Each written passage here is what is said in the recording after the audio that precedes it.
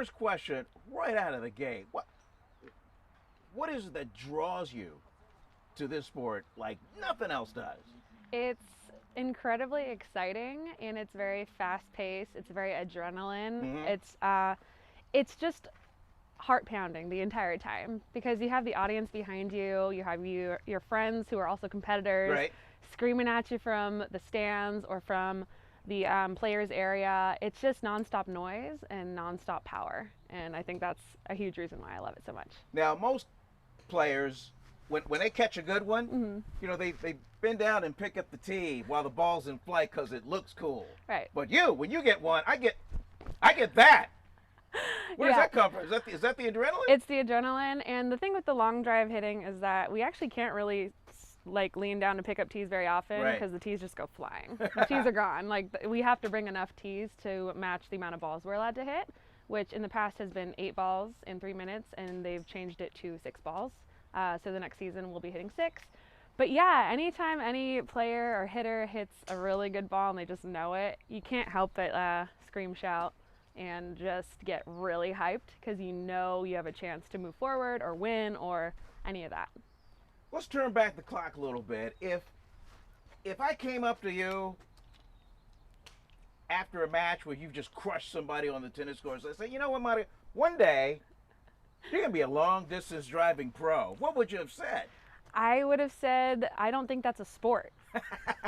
To just being perfectly honest, I didn't know that long drive was a professional sport for the longest time, and I feel like I definitely am bummed because I missed out on a lot of years to hone in on the skill, because it's not just hitting the ball really hard, and a lot of people might think that, especially maybe like people who golf regularly. It's not just hitting it hard. There's a lot of mechanics to it that I don't think people might realize at first. But yeah, I wouldn't have known that long drive was an actual sport.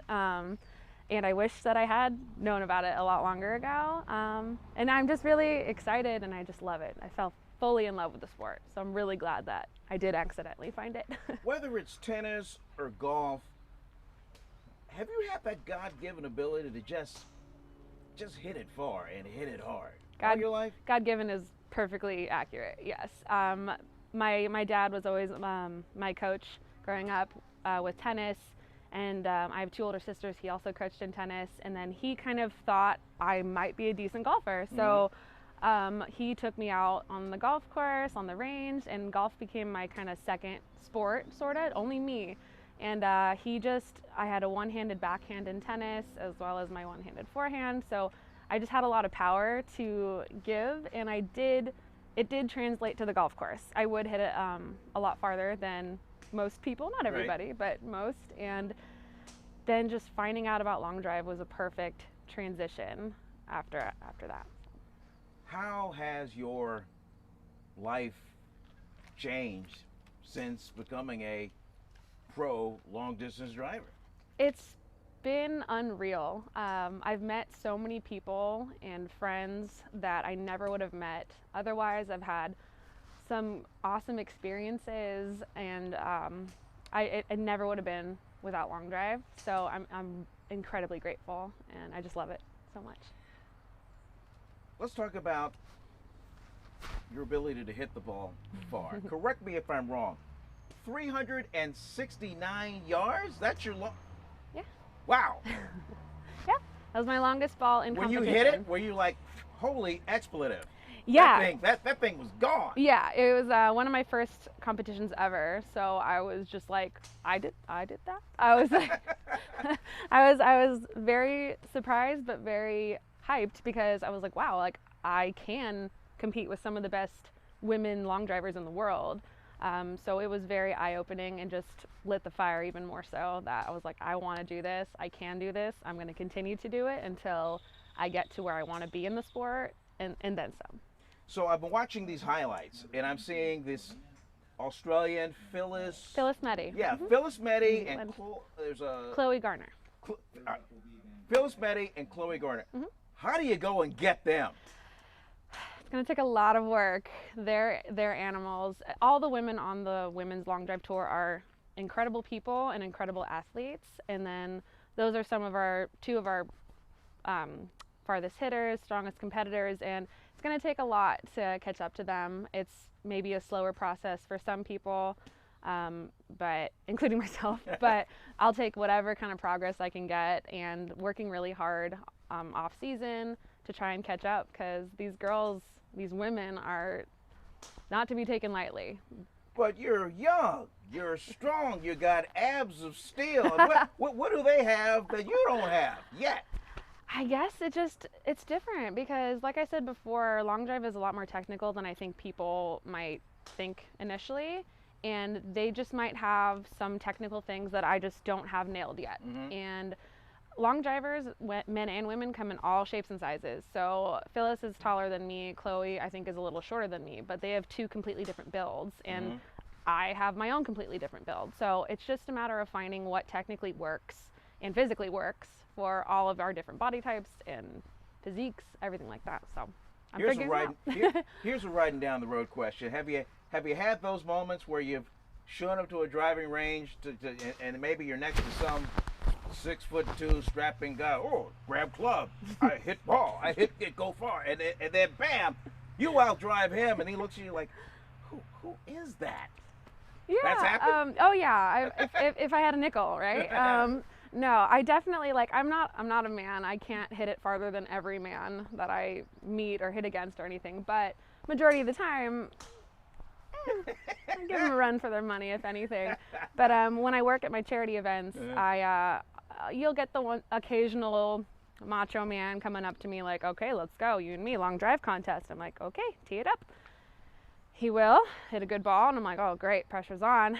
And I just stripe one down the center of the fairway, maybe rolls a good 10, 20 yards farther, and he just kind of gets real quiet and goes on with his group. So yeah, it's I don't like to, I'm not the type to get in someone's face about it, but if someone's gonna tease me a little bit, and I'll tease them back, especially when I beat them. Well, if you don't say it, I'll say it. In my business, that's a mic drop. In your business, just drop the club and walk and just off. walk away. It's a good plan. Yeah, absolutely, absolutely. Yeah. All right, so give us a situation for what's happening now. You getting ready for 2020, 2021? What have you heard? I know the COVID has just rocked every sport. Right, yeah, COVID has certainly taken its toll on everybody, and unfortunately it has taken complete control of our 2020 long drive season. It is canceled fully. We don't even have our world championship this year, which is super heartbreaking, because so many of us work so hard just year round, and a lot of us,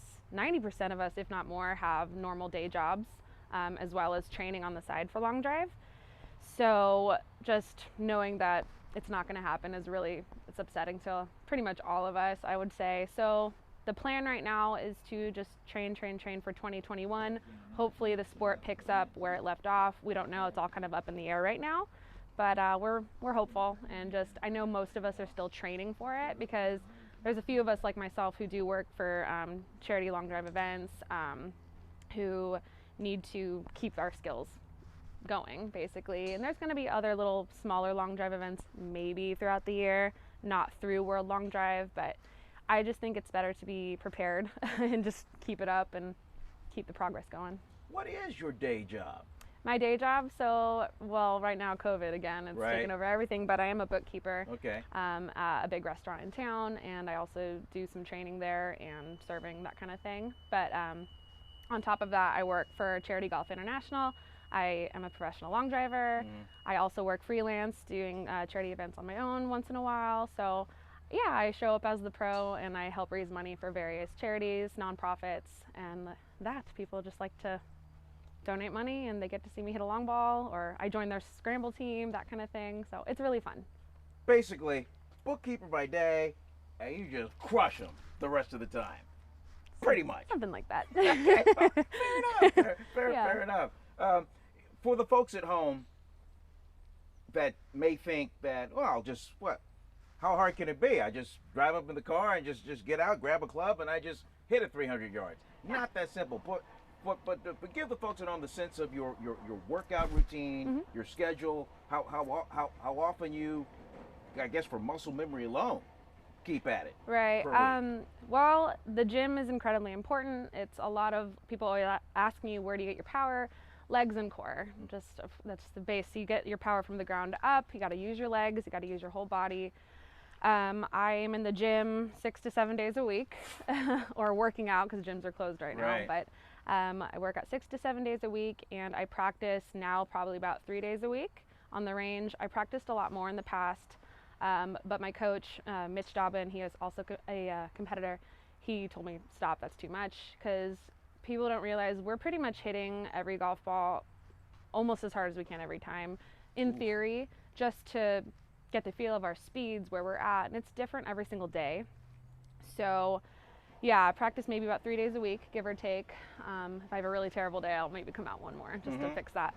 But other than that, yeah, 6 to 7 days of working out and like heavy lifting kind of stuff, and then practicing 3 days a week to 4 days a week. And other than that, I just try to eat as healthy as I can, and work. That's pretty much my life right now. I just finished school, just got my master's, so. Oh, congratulations. Thank you so much. So I don't really have to think about that part anymore, at least. So.